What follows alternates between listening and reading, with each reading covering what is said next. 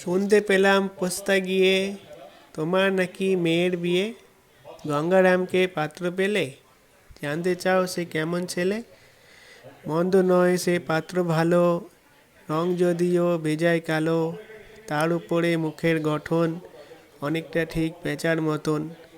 বিদ্যে বুদ্ধি বলছি মশাই, ধন্যী ছেলের অধ্যাবসায়। 19টি বার ম্যাট্রিক এসে ঘায়েল হয়ে থামল শেষে। বিস্ময় আশয় গরিব বেজায়, কষ্টে সৃষ্টের দিন চলে যায়। মানুষ তো নয় ভাইগুলো তার, একটা পাগল একটা গোয়ার, আরেকটি সে তৈরি ছেলে, জাল করে নোট গেছেন জেলে। কনিষ্ঠটি তবলা বাজায়, যাত্রার দলে 5 টাকা পায়। গঙ্গারাম তো কেবল ভোগে পিলের জ্বর আর পাণ্ডু রোগে। কিন্তু তারা উচ্চ ঘর, কংসরাজের বংশধর। শ্যামলাহিড়ি বনগ্রামের, কি যেন হয় গঙ্গারামের। যাহোক এবার পাত্র পেলে, এমন কি আর মন্দ ছেলে। সুকুমার রায়ের সেই কবিতাটা আমরা এখনো ভুলিনি। সেদিন অনেক আশা নিয়ে গিয়েছিলাম বইমেলায়। ভেবেছিলাম মানুষের ভিড় ঠেলে প্রিয় লেখকের নতুন বইটা খুঁজে নেব, কিন্তু মেলায় ঢুকে মনটা খারাপ হয়ে গেল। দেখলাম সাড়ে সাড়ে সাজানো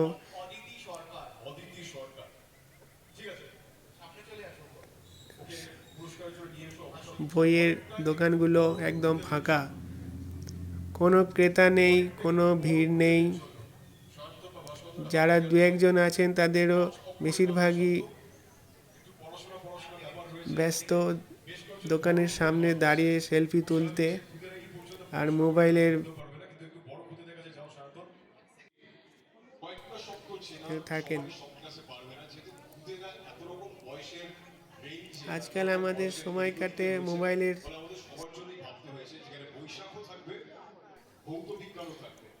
ফেসবুকের রিলস আর শর্ট ভিডিওর নেশায় আমরা এতটাই বুঁদ যে বইয়ের পাতায় মন দেওয়ার ধৈর্যটুকু হারিয়ে ফেলেছি।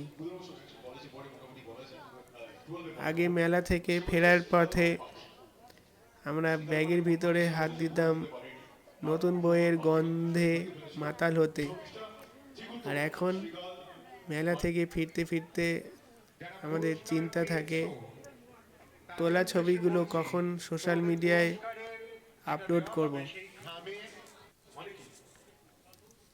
সুকুমার রায়ের সেই গঙ্গারামের কথা মনে পড়ে, যে 19 বার ম্যাট্রিকে ফেল করেও অন্তত পড়ার চেষ্টা তো করতো।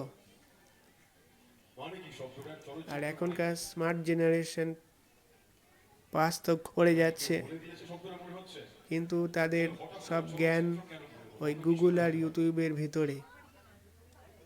মোবাইল আমাদের জীবনটাকে সহজ করেছে ঠিকই, কিন্তু আমাদের ভিতরের কল্পনা শক্তি আর বই পড়ার সেই অদ্ভুত আনন্দটাকে কেড়ে নিয়েছে। দোকানগুলো ফাঁকা পড়ে থাকা মানে শুধু বই বিক্রি না হওয়া নয়, এটা আসলে আমাদের সংস্কৃতির এক বড় পরাজয়। একটা জাতি যখন বই পড়া ছেড়ে দেয়, তখন তার আবেগ আর চিন্তা শক্তিও ভোঁতা হয়ে যায়। তাই আসুন অন্তত নিজের জন্য হলেও মেলা থেকে একটা বই কিনে আনি। মোবাইলের ব্যাটারি শেষ হবে, কিন্তু বইয়ের পাতার জ্ঞান আর আনন্দ কোনোদিন ফুরাবে না।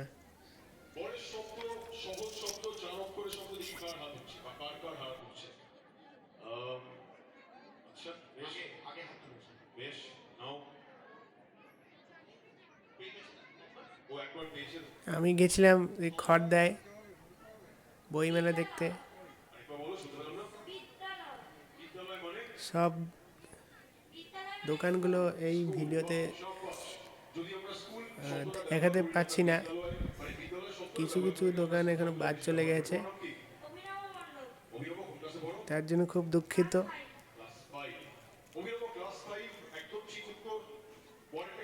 গিয়ে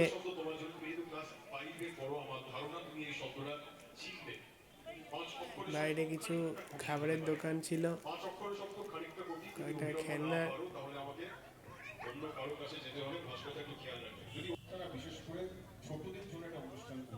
পানের দোকান।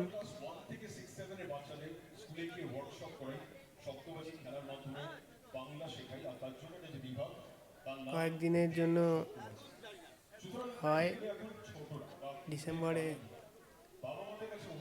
প্রত্যেক বছর দেখা যায়। আগে বইয়ের দোকানে প্রচুর ভিড় হতো, কিন্তু এখন সত্যিকারই আর সেরকম ভিড় আর হয় না।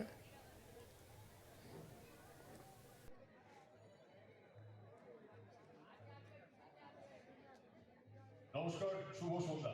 আপনারা যারা সামনে বসে আছেন, আপনারা একটু আগে শুনেছেন যে এখানে শব্দবাজির একটা অনুষ্ঠান হয়, এবং খুব স্বাভাবিক আপনারা যারা শব্দবাজি শব্দটার সঙ্গে পরিচিত বা ছোটরা যারা শব্দবাজি শব্দটার সঙ্গে পরিচিত, তাদের মাথায় প্রথমে এটাই আসে যে দুর্দাম আওয়াজ হলো বাজি ফাটা। কিন্তু আমরা গত 16 বছর ধরে যে শব্দবাজি ফাটাই, সেটা কখনই কোনো জায়গায় কোনো আওয়াজ সৃষ্টি করে না বা কোনো আলো ইত্যাদি মারাত্মক কিছু অবস্থা তৈরি হয় না। সবথেকে বড় কথা, না তো এটা মাটিতে ফাটে, না তো এটা আকাশে ফাটে। এটা গত 16 বছর ধরে আমরা বাঙালির এই জায়গায় এই মগজে ফাটিয়ে আসছি। এই শব্দবাজি নিষিদ্ধও নয় সেই কারণে, কারণ এই শব্দবাজির সঙ্গে আমরা ট্যাগলাইন একটা দিয়ে থাকি, শব্দ আছে আওয়াজ নেই। আমরা সাধারণত যখন বিভিন্ন মেলায় যাই, আমরা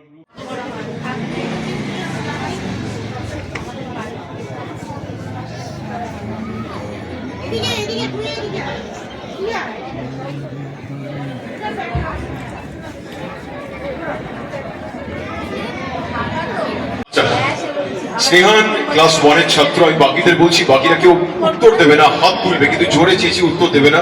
স্নেহান, পরেরটা তোমার পারা উচিত। এখন তো কি রয়েছে, বাকিরা হাত তুলবে কিন্তু বলবে না। স্নেহান যদি না পারে তখন আমরা অন্য কারো কাছে যাবো। স্নেহান ক্লাস 1-এর ছাত্র, আমি আশা করছি ও বলতে পারবে। বাকিরা চুপ, বাকিরা চুপ। শব্দবাজি মনে মনে খেলো, মনে মনে ফাটুক, আমাদের মগজে ফাটুক। আমরা স্কুলে গিয়ে ক্লাস 1 থেকে বাচ্চাদের এইভাবে বাংলা শেখাতে শুরু করি। গত প্রায় 7-8 বছর ধরে আমরা এইভাবে বাংলা শেখাচ্ছি। উদ্দেশ্য একটাই, যাতে খুদেরা চট করে ওই আকার ওকার হ্রস্ব ইকার দীর্ঘ ইকার এই যে পার্থক্যগুলো ধরতে পারে। মুখস্থ করতে হবে না, ও কান খুললে শুনতে পাবে না। না না, হল কালেকশন করবো না, হচ্ছে না বুঝতে বন্ধ থাকবে। ওর কান যতক্ষণ বন্ধ থাকে মগজ চলবে। যে কুইজটা মূলত ছোটদের নিয়ে, বড়রাও অবশ্যই অংশগ্রহণ করতে পারবে, তবে মূলত ছোটদের নিয়ে। শব্দবাজি, বাংলা শব্দের মজাদার খেলা। আমরা কুইজ মাস্টারদের মঞ্চে ডেকে নেব। আমাদের পরপর অনুষ্ঠান রয়েছে, তার মধ্যেই রয়েছে আজকে সকাল থেকে যা অনুষ্ঠান রয়েছে সবই ছোটদের নিয়ে। ছোটদের আঁকা প্রতিযোগিতা, তারপর জাদু, আর এখন কুইজ, যেটাও মূলত ছোটদের কথা মাথায় রেখে আজকে পড়া হচ্ছে। আমরা কুইজ মাস্টারদের মঞ্চ। শ্রুতি, আচ্ছা ও দাঁড়া কিছুক্ষণ একটু, মানে আমি তোকে একটু করে জিজ্ঞেস করি, শ্রুতি কে গেছিল? শ্রুতি কোন ক্লাসে পড়ো? কোন ক্লাসে শুনতে পাচ্ছি? ক্লাস 5-এ পড়ো। শ্রুতি, পরেরটা আমি তোমার জন্য রাখছি। শ্রুতি, এটা পড়া উচিত তোমার। বাকিরা কেউ বলবে না, এখন হাত তুলবে, ঠিক আছে? শ্রুতি পারা উচিত, ক্লাস 5 যেহেতু তোমার পারা উচিত। এটা বলবে না, বলবে না, বলবে না, বলবে না। বাকিরা মনে মনে, বড়দের জন্য তো নয়ই, কারণ বড়দের শব্দগুলো স্বাভাবিক আমরা কঠিন করি। ছোটদের জন্য এই খেলাগুলো, কারণ একটাই, পরিচিত বাংলা শব্দ যখন কয়েকটা জায়গা খাবলে খেয়ে নিয়েছি, আসলে শূন্যস্থান পূরণ, আপনারা বুঝতে পারছেন। কিন্তু এরকম আরো অনেক এমন খেলা রয়েছে যেগুলো আদৌ কখনো বাংলায় ছিল না, আমরা সেগুলো নিয়ে কাজ করছি। শুনি, আন্দাজে ঢিল চলো একটা। আন্দাজে ঢিল ছোড়ো, এইভাবে চয় চয় হ্রস্ব ই কোন শব্দে তুমি কখনো খুঁজে পেয়েছো, দেখতে পেয়েছো? সবই দেখার ব্যাপার, কারণ কোনো না কোনো জায়গায় আমরা যে শব্দের চেহারাটা দেখতে পাই তার সঙ্গে তার ম্যাচ করানো, মিলিয়ে দেওয়া। যে চেহারা দেখতে অন্য কোনো একটা শব্দ, পুরো শব্দ নয়, তার একটা অংশ বিশেষ। দুজন হাত তুলেছে, সহজ পাঠ। চয় চয় রশ্মিতে সহজ পাঠ কোথায় আছে? আর সুকুমারের সঙ্গে তো সহজ পাঠের সম্পর্ক নেই। চলচ্চিত্র চঞ্চরী। চলচ্চিত্র চঞ্চরী, ধন্যবাদ। ওর জন্য একটা বড়দের পুরস্কার ভাস্করদা। চলচ্চিত্র চঞ্চরী থেকে সংক্ষেপে চলচ্চিত্র যদি নিই আমরা, তাহলে আমরা এই উত্তরটা পাচ্ছি। একদম ঠিক উত্তর। আমি ছোটদের থেকে গিয়ে যাচ্ছি বড়দের, মানে বড়দের থেকে আমরা ছোটদের জায়গায় চলে যাচ্ছি। পরেরটা, আপনার নাম থেকে শোনাই। অপর্ণা চক্রবর্তী। অপর্ণা চক্রবর্তী, ভাস্করদা, অপর্ণার জন্য এটা বড়দের পুরস্কার। পরেরটা প্রচুর হাত উঠবে, শান্ত, প্রচুর হাত উঠবে, সাবধানে, খেয়াল রেখো। 3 অক্ষরের শব্দ, দেখি কার হাত আগে উঠে। পারলে যত ছোট পারবে তত ছোটতে যাবে, একটু বড়রা পারবে, একটু বড় খুদেরা পারবে, একদম ছোট খুদেদের কাছে যাও, তোমার ইচ্ছে। ও তাহলে ওই সবুজ সবুজ রঙের যে মাইক কাজ করছে না। হ্যালো, হ্যাঁ। আমি ছোট খুঁজে দেখতে পেয়েছি, আমি যাচ্ছি, তারপর আমি সামনে আসছি। সাদা রঙের, আচ্ছা বেশ। যদি ওকে কেউ না কানে কানে বলে দিয়ে থাকি, আর যদি এটা ও বলতে পারে, তাহলে তো মানে ফাটাফাটি ব্যাপার। যদি না কেউ ওকে কানে কানে বলে দিয়ে থাকে, ও হাত তুলেই রয়েছে, দেখা যাক ও পারে কিনা। বলো। সপ্তবার্ষিক ভাড়ারে প্রায় 50 রকমের খেলা রয়েছে। আজকে তার মধ্যে মাত্র 3টে খেলা খেলাবো। সম্ভব হলে বড়দের একটা খেলা 4টে হতে পারে। প্রথম যে খেলাটা খুদেদের জন্য, তার নাম আমরা দিয়েছি খাবলি। খাবলি দেখলে বুঝবেন যে জিনিসটা কি কি বোঝাতে চাইছে। এবং ছোটরা, আমরা বলছি ছোটরাই শুধুমাত্র খেলবে। এটা 5 অক্ষরের বাংলা শব্দের কয়েকটা জায়গা থেকে খাবলে কয়েকটা অক্ষর, বোঝা যাচ্ছে না? আচ্ছা, এই লাইটগুলো একটু কমাতে হবে বা অফ করলে সব থেকে ভালো হয়, কারণ সেদিকে যারা রয়েছে তারা একটু দেখতেই পাচ্ছে। আচ্ছা বেশ, ছোটরা একমাত্র, বড়রা কেউ হাত তুলবেন না। যে ছোট বলতে অত ছোট সাথে জানি না, অবশ্য স্কুল পড়বা হলে ভালো হয়। আচ্ছা, এটা ভালো করে বুঝে না, লাইটটা অফ রাখবেন, লাইটটা অফ রাখুন, অসুবিধা নেই, নাহলে ঘোরা দেখতে পাবেন। আচ্ছা, বুঝে না, ছোটরা আগে বুঝে না। একটা সঙ্গে কয়েকটা জায়গাতে কয়েকটা অক্ষর খাবলে খেয়ে নিয়েছি। এটা উদাহরণ, এটা উদাহরণ। সবাই জোরে চেঁচিয়ে বলতে পারো, কি হবে এটা? উদাহরণ সবসময় সহজ। বিভিন্ন জায়গায় যাবে, এবার মানুষের দিকে চলে যাবে। আমরা সাধারণত মানে 3টে উত্তর দিতে পারবো না, বড় পুরস্কার দিই। বললো তো একটা, ও তো না প্রফেসর গেল, ও বললো হ্যাঁ, তো আবার দুটো জিজ্ঞেস করছে। ওর নাম জিজ্ঞেস করা, তোমার নাম কি? সৌর্যজিৎ না সৌর্যাজিৎ? আচ্ছা, সৌর্যজিৎ তোমার কোন কাছে বলো? স্যার সোয়েটার খুলতে বলছি, ক্লাস 5। সৌর্যজিৎ বিরিয়ানি ছিল, খুব স্বাভাবিক, এটা মঙ্গলসূত্র খাবার না।